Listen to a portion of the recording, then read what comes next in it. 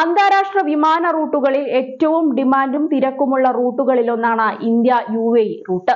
UAEയിലെ ഏറ്റവും വലിയ പ്രവാസി സമൂഹമാണ് ഇന്ത്യക്കാർ എന്നതിനാലാണിത്. എന്നാൽ പലപ്പോഴും വിമാന നിരക്ക് ഉയർന്നു നിൽക്കുന്നത് പ്രവാസികളെ സംബന്ധിച്ചിടത്തോളം വലിയ തിരിച്ചടിയാണ്. പലപ്പോഴും ഉത്സവകാലങ്ങളിലൊന്നും പ്രവാസികൾ ഇക്കാരണം കൊണ്ട് നാട്ടിലേക്ക് എത്താറുമില്ല.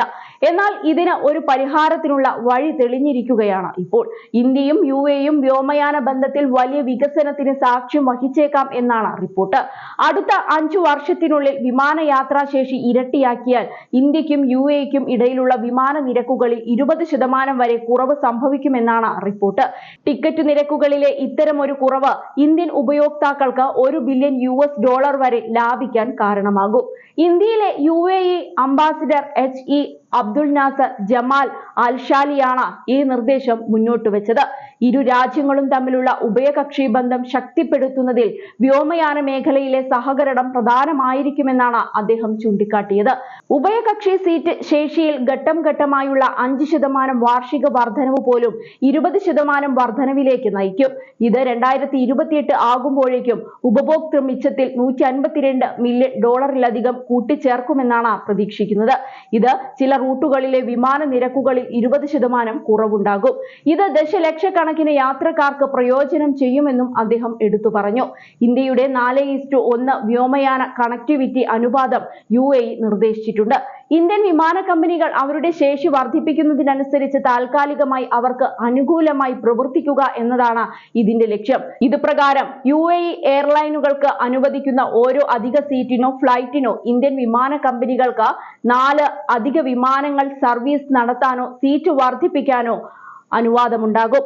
ഈ അനുപാതം ഒരു ആരംഭ പോയിന്റാണെന്നും കാലക്രമേണ ഇത് പരിഷ്കരിക്കണമെന്നും അൻഷാലി അഭിപ്രായപ്പെട്ടു.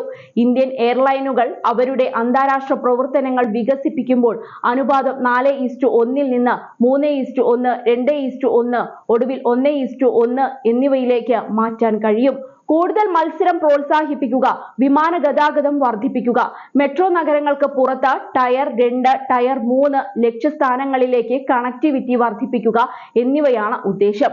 ഇന്ത്യയിലെ 2ാം നിര, 3ാം നിര നഗരങ്ങളായ ജയ്പൂർ, ലക്നൗ, കോയമ്പത്തൂർ, വിശാഖപട്ടണം, പട്ന, ഭുവനേശ്വർ, അമൃത്സർ എന്നിവിടങ്ങളിലേക്ക് UAE എയർലൈനുകൾക്ക് കൂടുതൽ പ്രവേശനം അനുവദിക്കാനാണ് ശ്രമം. UAEയുടെ നിർദ്ദിഷ്ട വിപുലീകരണ പദ്ധതി ഇന്ത്യൻ യാത്രക്കാർക്കും വിമാന കമ്പനികൾക്കും ഒരുപോലെ ഗുണം ചെയ്യും. സീറ്റ് ലഭ്യത വർദ്ധിക്കുന്നത് വിമാന നിരക്കുകൾ കുത്തനെ കുറയ്ക്കും. ഇത് ഇന്ത്യക്കും UAEക്കും ഇടയിലുള്ള യാത്രാ ചിലവ് കുറവുള്ളതാക്കി മാറ്റും.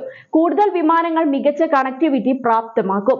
ദുബായ്, അബുദാബി, ഷാർജ തുടങ്ങിയ പ്രധാന UAE കേന്ദ്രങ്ങളിലേക്ക് ചെറിയ ഇന്ത്യൻ നഗരങ്ങളിൽ നിന്ന് വിമാനമുണ്ടാകും. വ്യോമഗതാഗതം വർദ്ധിക്കുന്നത് ഇരു രാജ്യങ്ങൾക്കുമിടയിലുള്ള ടൂറിസം, വ്യാപാരം, സാമ്പത്തിക പ്രവർത്തനങ്ങൾ എന്നിവ വർദ്ധിപ്പിക്കും. ഇത് ഹോസ്പിറ്റാലിറ്റി, റീറ്റെയിൽ, ലോജിസ്റ്റിക്സ് തുടങ്ങിയ വ്യവസായങ്ങൾക്ക് ഗുണവും ചെയ്യും. അതേസമയം ചില വെല്ലുവിളികളും ഈ നിർദ്ദേശത്തിന് പിന്നിലുണ്ട്. ഘട്ടം ഘട്ടമായുള്ള അനുപാതം ദീർഘകാലാടിസ്ഥാനത്തിൽ ഇന്ത്യൻ വിമാന കമ്പനികളെ സഹായിക്കുക എന്നതാണ് ലക്ഷ്യം. എന്നാൽ UAE വിമാന കമ്പനികൾക്ക് കൂടുതൽ പ്രവേശനം നൽകുന്നത് ദീർഘകാലാടിസ്ഥാനത്തിൽ അവരുടെ വിപണി വിഹിതത്തെ ദോഷകരമായി ബാധിക്കുമെന്ന് ചില ഇന്ത്യൻ എയർലൈനുകൾക്ക് ആശങ്കയുണ്ട്.